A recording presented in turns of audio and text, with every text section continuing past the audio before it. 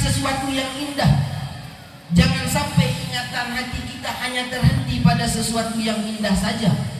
Akan tetapi ingatan hati itu sampai kepada zat yang telah menciptakan keindahan.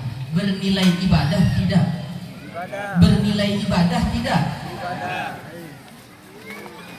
Kalau ada ilmunya. Demikian dengan ucapannya.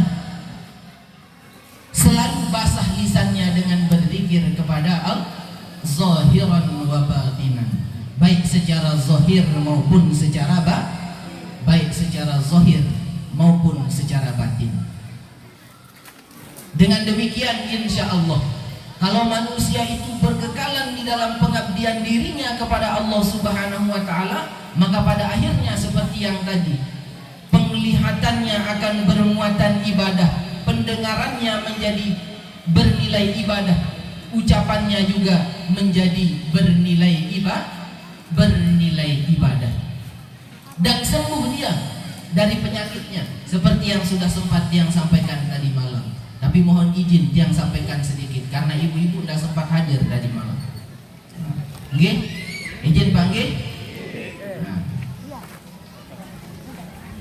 Dimulaikan dengan insya Allah sembuh dia dari penyakit hatinya. Karena kadang kita ini sehat, zahirnya hatinya sakit.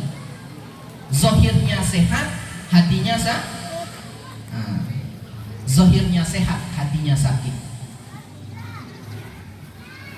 Zikir, tapi masih ada penyakitnya, penyakit hatinya. Karena kata ulama tasawuf itu di dalam latifah yang pertama, di sana ada 5 macam penyakit.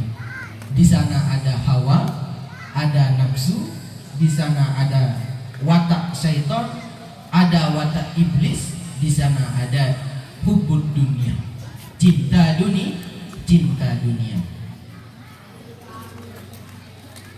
Dunia ini menjadi penting, bukan tidak penting, bukan tidak boleh, penting. Sebab sekali lagi, nasib kita di akhirat itu kan ditentukan dari sejak kita di dunia ini. Oleh karena itu menjadi penting. Yang tidak boleh, jangan sampai kemudian karena cinta dunia sehingga sampai melupakan bagian kita di negeri akhirat. Oleh karena itu, zikirnya orang yang sudah mengambil bai'ah Thariqah Qadiriyah wan Naksabandiyah itu afdalul zikri fa'lam annahu la ilaha illallah. Kalimat Allah itu ia tak tutup. Apa tutup bahasa Indonesia? Selesai. Selesainya pada latifatul qalbinya. Untuk apa? Untuk melemahkan, untuk melunakkan, untuk menundukkan watak-watak seperti yang tadi, melemahkan hawanya, melemahkan nafsunya, melemahkan watak syaitannya, melemahkan watak iblisnya, dan melemahkan watak yang hubbu atau cinta kepada dunia yang sampai melupakan bagiannya di akhirat itu maksudnya. Demikian dengan halnya latifah yang selanjutnya juga ada penyakitnya. Di sana ada penyakit binatang jinak. Nah, kalau binatang jinak itu kira-kira orientasinya isi perut saja.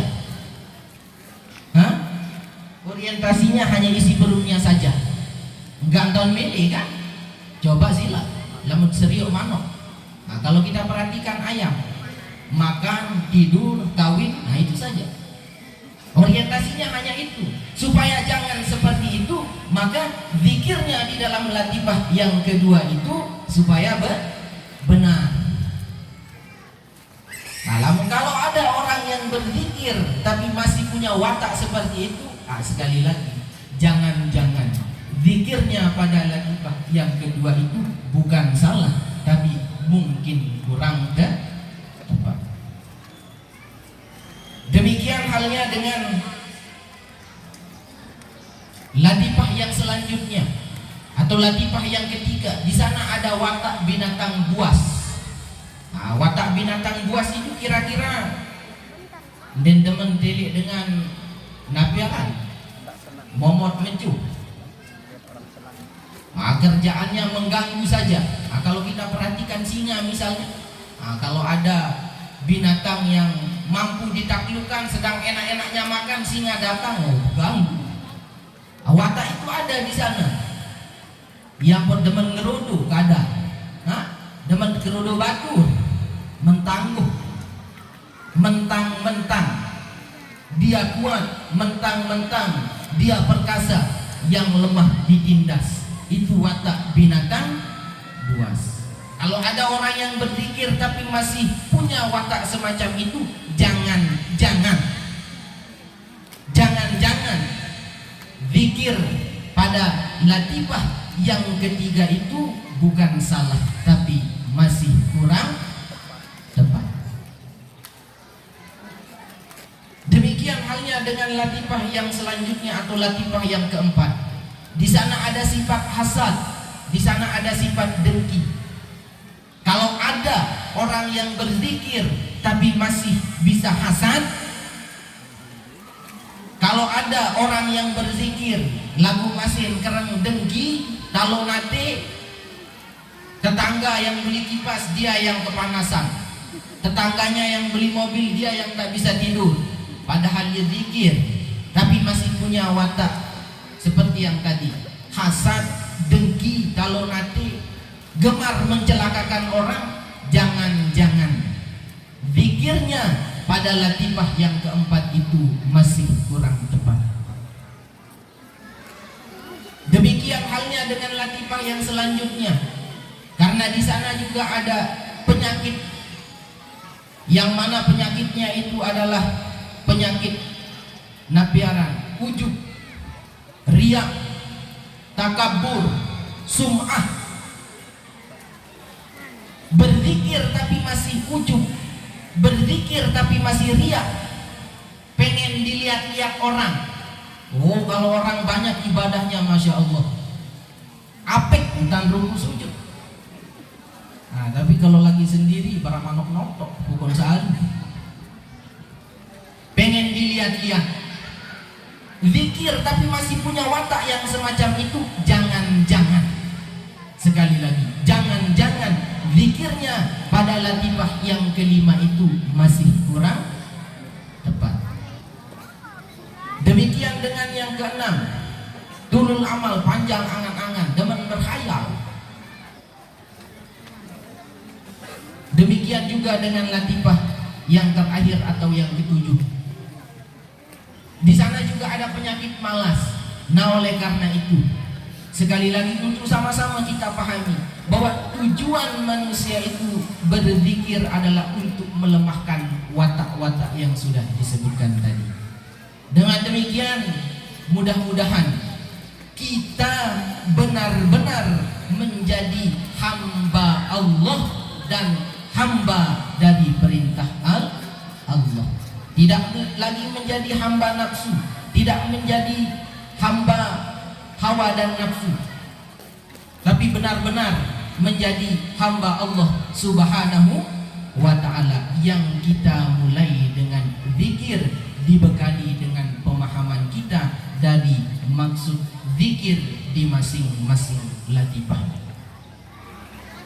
baik zikirnya yang zikir jahar maupun zikirnya yang zikir sir. Nah, kelak di akhirat, manusia yang selalu mengisi dirinya dengan berzikir kepada Allah, tidak pernah diam hatinya berzikir kepada Allah Subhanahu wa ta'ala, kelak di akhirat bengak malaikat, terheran-heran malaikat, piran beramal panjang Allah ta'ala ini, karena dia beramal sifatnya rahasia. Kalau ada ilmunya, bernapas, sekali lagi bisa bernilai ibadah. Napas, Bu, halo, masih napas kan? Masih napas? Masih napas, Pak? Kalau ada ilmunya, bernapas, bisa bernilai ibadah. Yang dalam dunia tasawuf atau apa yang sempat kami terima dari Al-Mukarram Ayahanda Almarhum Pak Kiai Ahmad Syarifuddin dulu, beliau menyebutnya sebagai sir ampasyah. luar biasa. Karena aktivitas manusia yang tidak pernah berhenti dilakukan sepanjang hayat hanya bernapas. Kalau melek kan bisa datang rasa kantuk, bisa tidur. Kalau kerja bisa lelah, bisa kita istirahat. Bergerak demikian, tapi bernapas. Kalau bernapas bisa tidak berhenti bernapas? Tidur kita masih bernapas, atau jangan-jangan ada yang mau tidur tapi sudah tidak bernapas? Ada yang mau tidur tapi berhenti bernapas. Tidur masih bernapas. Dan kalau ada ilmunya, sekali lagi bernapas itu bisa bernilai ibadah. Bagaimana caranya? Amalkan sir ampasiyahnya. Ibadah, Pak. Coba. Enak sekali. Tidur nilai ibadah. Allah ya karim. Tidur masih bernilai ibadah. Itu beruntungnya orang-orang yang beruntungnya orang-orang yang berilmu. Gampang sekali kan? Bisa istirahat bernilai ibadah. Allah ya karim. Luar biasa. Itulah keberuntungan orang-orang yang keberuntungan orang-orang yang berilmu. Nah, kita hadir di tempat ini untuk mengingatkan itu sembari kita belajar bersama. Karena bagaimanapun manusia jarin, dia dini, dia pelih. Namun dia wah pelih borong jari manusia. Dia dini, dia pelih. Tapi pentingnya dan beruntungnya orang-orang yang sudah belajar itu, lupanya orang yang belajar. Kalau kata almarhum guru, dihitung ingat. Alhamdulillah. Perkaranya sekarang mau tidak kita amalkan. Itu saja. Karena gampang sekali seperti yang tadi. Segala sesuatunya insya Allah akan bernilai ibadah dengan catatan kita mengamalkan ilmu. Karena orang yang tidak mengamalkan ilmunya itu kasyajari bila tamarin. Taubahnya seperti pohon yang tidak berbuah.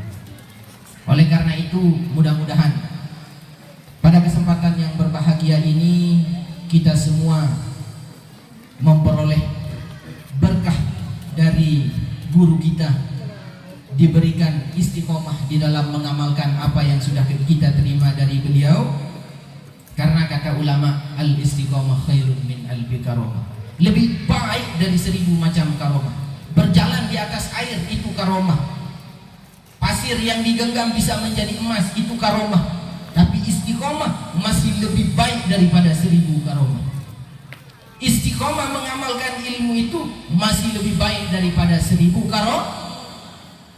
Lebih baik daripada 1000 karomah. Oleh karena itu sekali lagi harapan kita, mudah-mudahan kita memperoleh keberkahan dari guru-guru kita, dikaruniakan kepada kita oleh Allah Subhanahu wa taala keistiqomahan di dalam mengamalkan ilmu yang sudah kita terima. Amin Allahumma.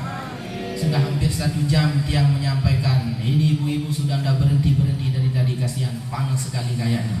Kita juga panas ini, alhamdulillah, sama-sama panas. Tapi mungkin masih ada acara dari MC. Oleh karena itu sekedar ini yang bisa tiang sampaikan. Mudah-mudahan pada tahun-tahun berikutnya kita masih bisa bertemu kembali, dikumpulkan oleh Allah Subhanahu wa taala fi taatillah tentunya. Amin Allahumma.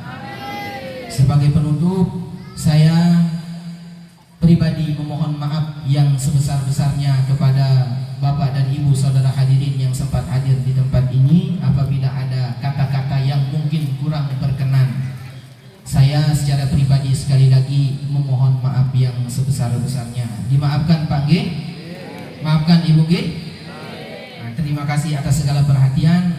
Mohon maaf atas segala kekurangan. Hadanallahu wa iyyakum ajma'in ila siratal mustaqim. Assalamualaikum warahmatullahi wabarakatuh.